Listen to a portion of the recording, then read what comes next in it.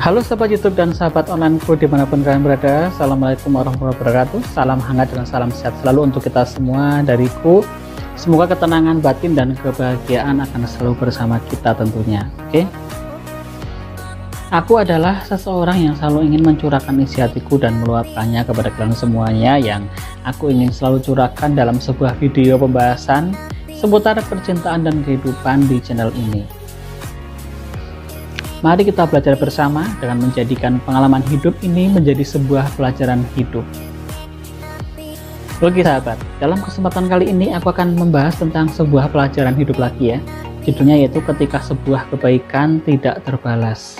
Maksudnya di sini yaitu di saat ketika kita telah berbaik hati kepada orang lain dan hal-hal baik yang kita lakukan kepada mereka tidak ada timbal baliknya.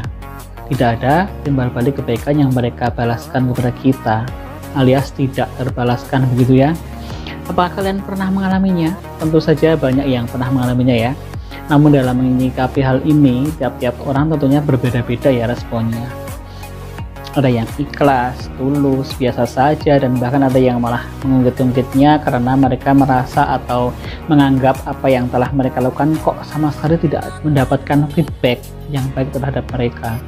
Nah, akan banyak hal yang dapat kita ambil ya, hikmah dari pembahasan konten kita hari ini. Kita akan belajar tentang arti tulus, ikhlas, rela, pamrih, juga soal ketidakbaikan yang akan kita dapatkan ketika kita menolong orang lain dengan keterpaksaan.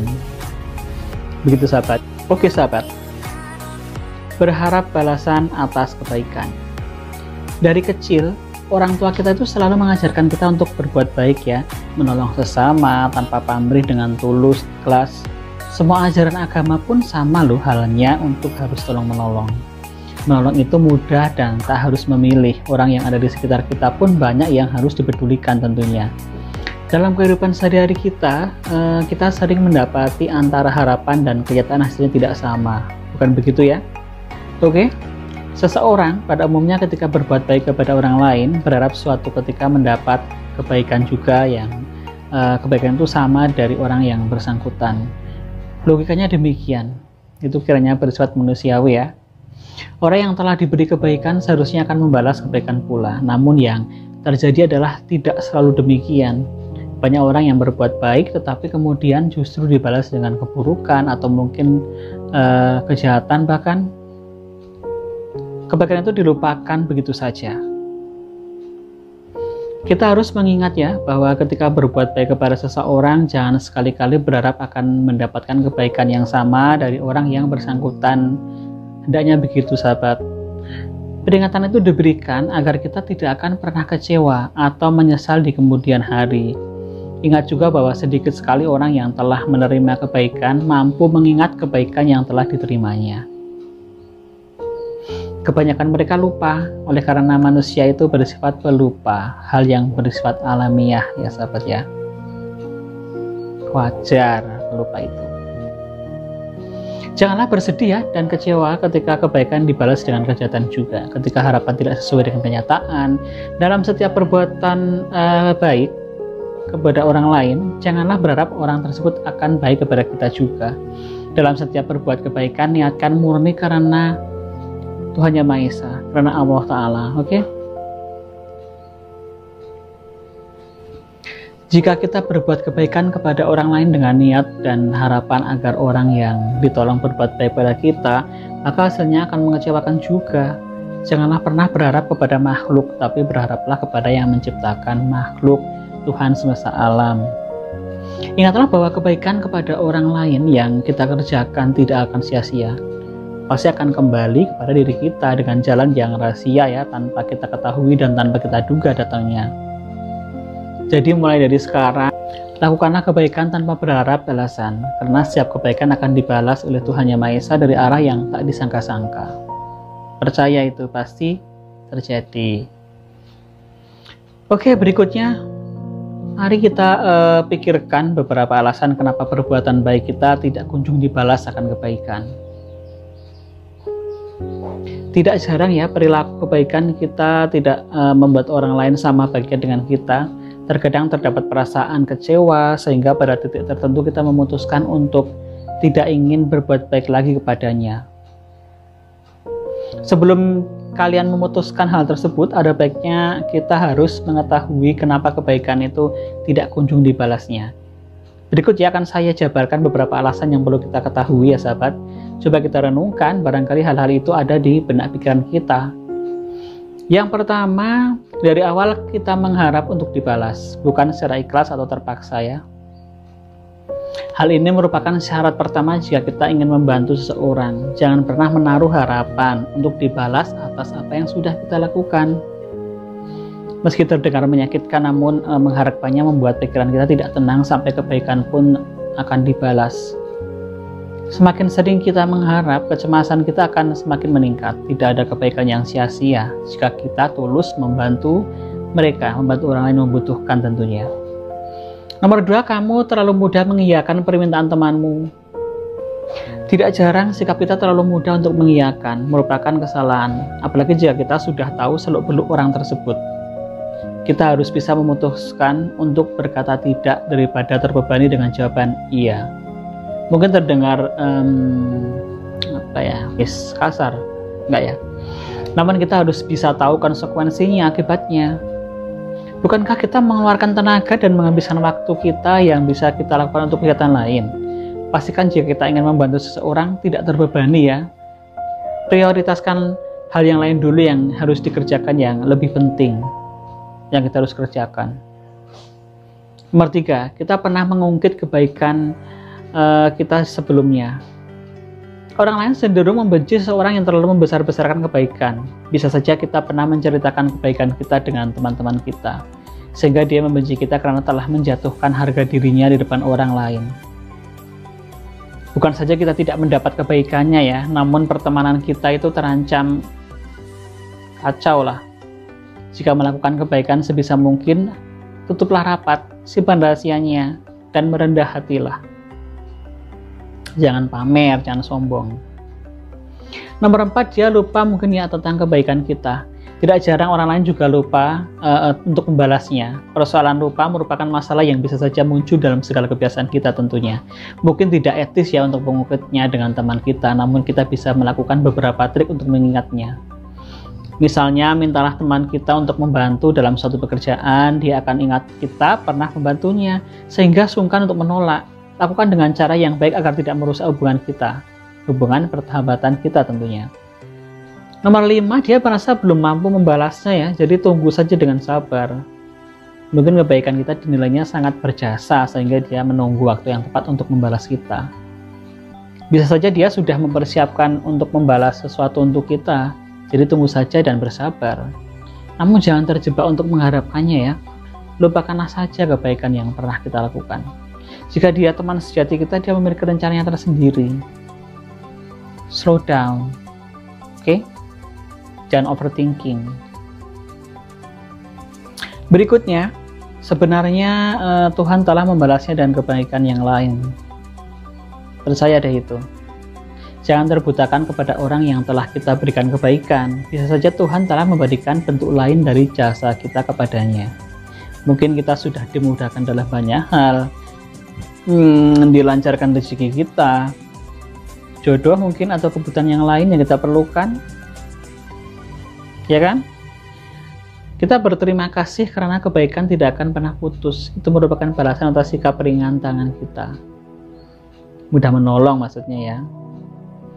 Meski begitu, teruslah berbuat baik dan jangan terlalu sering memikirkan balasannya. Jika kecemasan itu melanda pikiran kita, bersabar adalah solusi yang tepat. Mungkin Tuhan sudah menggantikan kebaikan kita dari sumber yang lain atau cara lain, atau mungkin sedang merencanakan kebaikan yang lain. Oke sahabat,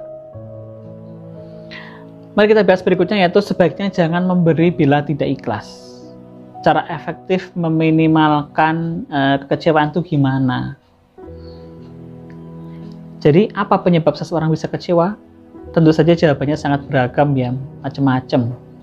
Pada umumnya rasa kecewa itu kan muncul karena yang terjadi tidak sesuai skenario kita. Semakin banyak berharap, maka semakin besar peluang terjadinya kekecewaan.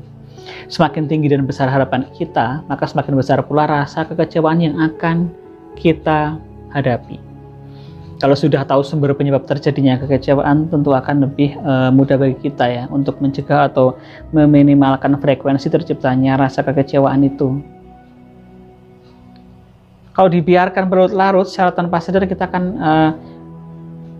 terbebani dengan pikiran dan batin kita. Semakin lama, beban yang harus dipikul akan semakin berat hingga suatu waktu melampaui batas kita ya, atau kekuatan kita, dan kita bisa jatuh nanti kalau terus seperti itu. Jangan sampai ya. Cara terbaik untuk meniadakan atau setidaknya meminimalkan terjadinya kekecewaan adalah dengan melupakan apapun yang kita berikan atau pertolongan apa saja yang telah kita lakukan untuk orang lain. Bahkan jangan berharap orang yang akan mengucapkan terima kasih. Kalau nanti ada yang menyampaikan rasa berterima kasih kepada kita, maka anggaplah sebagai bonus bagi diri kita. Bila kita sudah menerapkan metode ini, maka yakinlah kita akan merasakan sebuah kebebasan diri, karena berharap sesuatu pada diri orang lain apapun bentuknya adalah sebuah beban pikiran tentunya. Ibarat awan gelap yang bergelantungan di angkasa bebas. Seperti itu. Kemudian memberi dengan mengharapkan balasan sama dengan berbisnis ya. Jadi memberi dengan mengharapkan balasan sama dengan berbisnis. Apabila kita memberikan sesuatu pada orang lain dan berharap akan menerima balasannya, baik dalam bentuk ucapan terima kasih atau berbagai, bisa dibilang fasilitas dan kemudahan mungkin, maka pemberian kita tidak ubahnya bagaikan bisnis terselubung. Ibarat berbisnis, bila barang sudah diberikan, maka kita menuntut bayarannya. Selama belum dibayar, maka yang menerima barang dari kita akan berutang selamanya. Jangan berpikir begitu ya. Hal ini akan menjadi beban pikiran bagi diri kita. Analogi ini dapat digambarkan bila kita berbuat sesuatu untuk orang lain dengan mengharapkan balasan tentunya. Karena bila ini yang dilakukan, maka akan sia-sialah segala pemberian atau pertolongan kita kepada orang lain itu. Karena bisa jadi entah karena alasan apa, pemberian kita hanya diterima begitu saja, tanpa ekspresi dan ucapan terima kasih. Kita kecewa, karena ternyata orang yang kita tolong sama sekali tidak tahu berterima kasih. Dalam rasa kecewa itu, pikiran kita bisa saja terdistorsi ya, dengan percuma saja berbuat baik, karena ternyata ketemu orang yang tidak tahu berterima kasih. Secara tanpa sadar, terbentuklah sebuah rasa menyesal karena telah menolong orang dan telah keliru memberikan tips.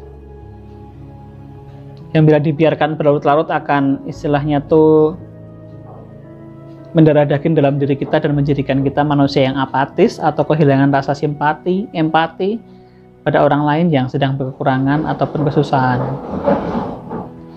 Padahal masalahnya sangat sepele ya, yakni orang yang ditolong tidak berterima kasih. Sebaliknya, jangan pernah melupakan apapun yang telah kita terima dari orang lain, betapapun kecilnya. Oke sahabat, di akhir-akhir video ini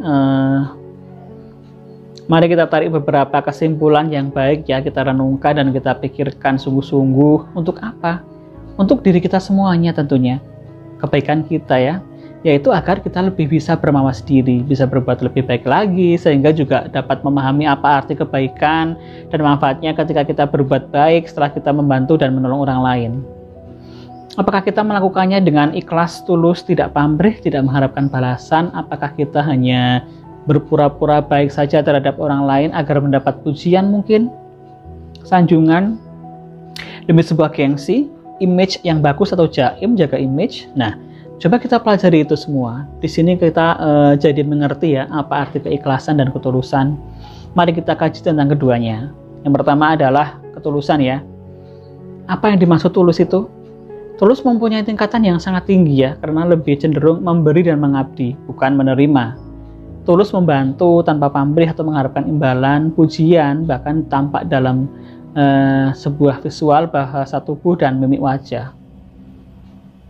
Dan perbuatan yang baik mengandung ketulusan itu ditujukan kepada manusia yang ketika kita mengerjakannya dengan sangat sadar dan tanpa syarat apapun, dan disertai perasaan yang bahagia apabila orang yang kita tolong itu bahagia.